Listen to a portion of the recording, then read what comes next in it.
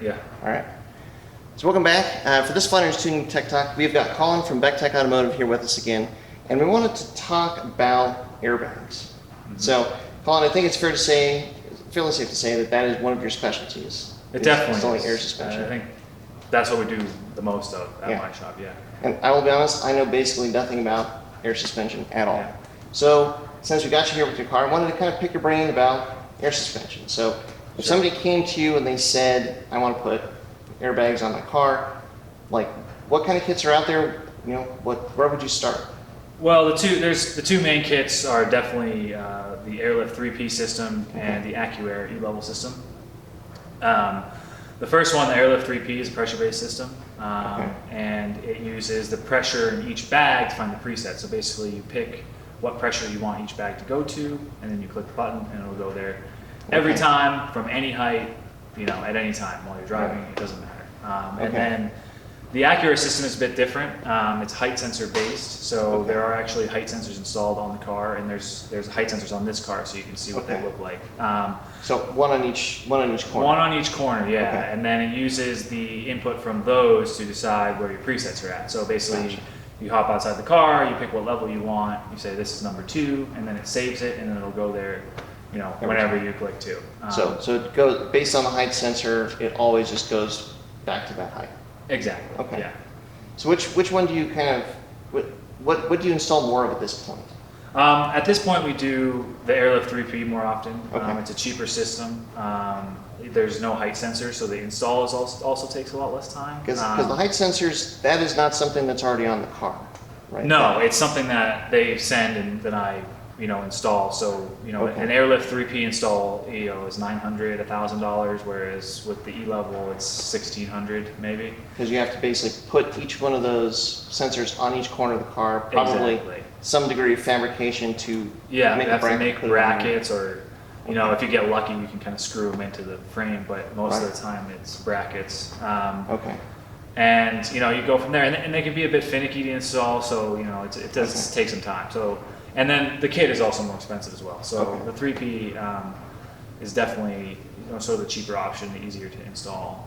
They're both very easy to use and convenient. So they both have presets. You hit the button, it goes to the preset, no problem there. So you see a speed bump or sometimes a dip, you can hit 3 or up, and you're good to go. Gotcha. And there's they sort of both function the same in that respect. So from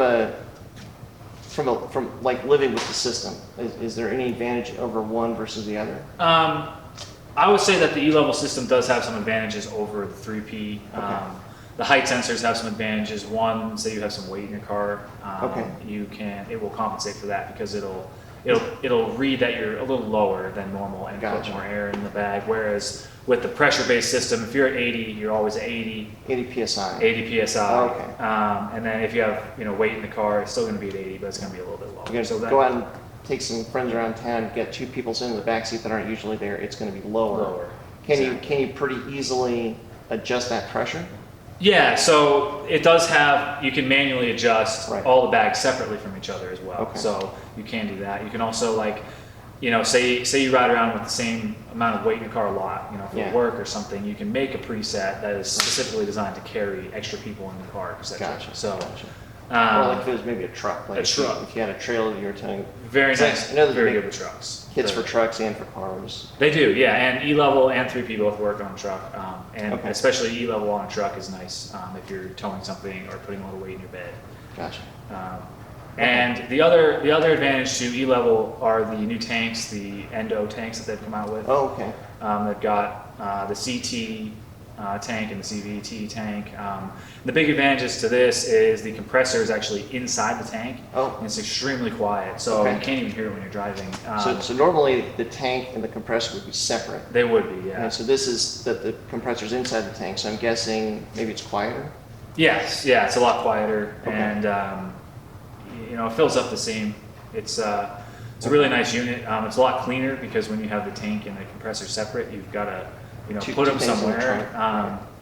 And they don't really have an external compressor that is as quiet as the Endo compressor. Gotcha.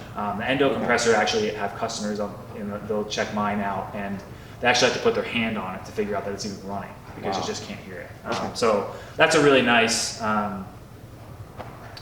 feature. Well, and that's a fair thing to consider. If you're putting an air system in your car, you're going to have a tank. You just have to have a tank. Yeah. So you're going to have to have a spot to put it. How big are the tanks usually? They're 5-gallon tanks. They're about this big. Okay.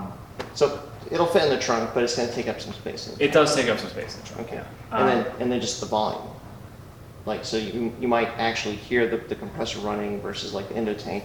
You can much more quiet. It just makes it, just for a nicer sort of, you got music playing or whatever, and you can hear the compressor going in the back. It's not the greatest. It's not terrible, but with the endo tank, it's nice. Well, at this point, I mean, how reliable would you say an air suspension can be? Is it something that is going to, take constant fiddling, or is it something like if you daily drive the car, it would kind of just work? They are very reliable. They have to be installed correctly. There's definitely some things that you need to do to make sure that they, continue to be reliable for a long time. But I've had my air suspension on my car for years now, and it's been very reliable. I've driven it over to the West Coast, Washington, Texas, so to 10-car show. So, and I drive the car the whole way, and it's been fine for all those trips. So yeah, it is. How many miles do you think you got on it? Probably about 20,000. 20,000 on the air suspension setup. Yeah. Okay. And any significant things where you had to give the air suspension a look in that time? No, I mean, no, not really. I mean, it's been very reliable for me. The only time, I've been switching up sort of my stance and my fitment and dialing in the car the way that I like to see it. Sure. But I've had no issues with, the actual airbag or line or anything like that. Okay. Braking while I was driving or anything like that. So it really is something like if that's what you want, if that's the functionality that you want, it is something that you could have on a daily driven car. It is, definitely. I have a lot of customers who daily drive their cars. That's very cool. Yeah. Well, is there anything else, like if somebody's putting on an air suspension kit, that they should keep in mind or some things to consider? Well, I think the biggest big thing to consider is what you want to do with the car, and is is the air suspension right for you? I think the biggest thing there is air suspension is very versatile and does a lot of things good. Right. If you're going to build a full-on track car, you probably would want to go with a coilover setup with more adjustable damping, etc. Right. But with the air suspension, you can daily drive the car. When you park it, it's slammed, it looks good. Right. You can get over speed bumps and driveways. You can do long distance driving. You can do light track days with them. Okay. So if you're trying to go for sort of an all-around vehicle, air suspension is really the way to go. Compare that to guys that are looking at doing an air suspension versus they want to run static. They want to run camber, but they want to run just static versus an air suspension. Well, I don't know. Stumped you. Oh God, I don't know, because static, that's just can of worms. Can of worms, yeah. Anyways, it depends on. I think it depends on how low you'd want to go. Right.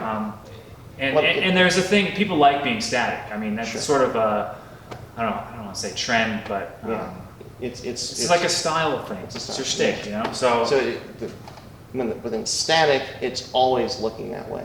Yeah. And when you have air suspension, it's not always looking that way. Exactly. So it's a style thing, but it's an easier way to live with a car that can look really slammed. But then if you want to get over a speed bump or something like that, you just push a button, car races up.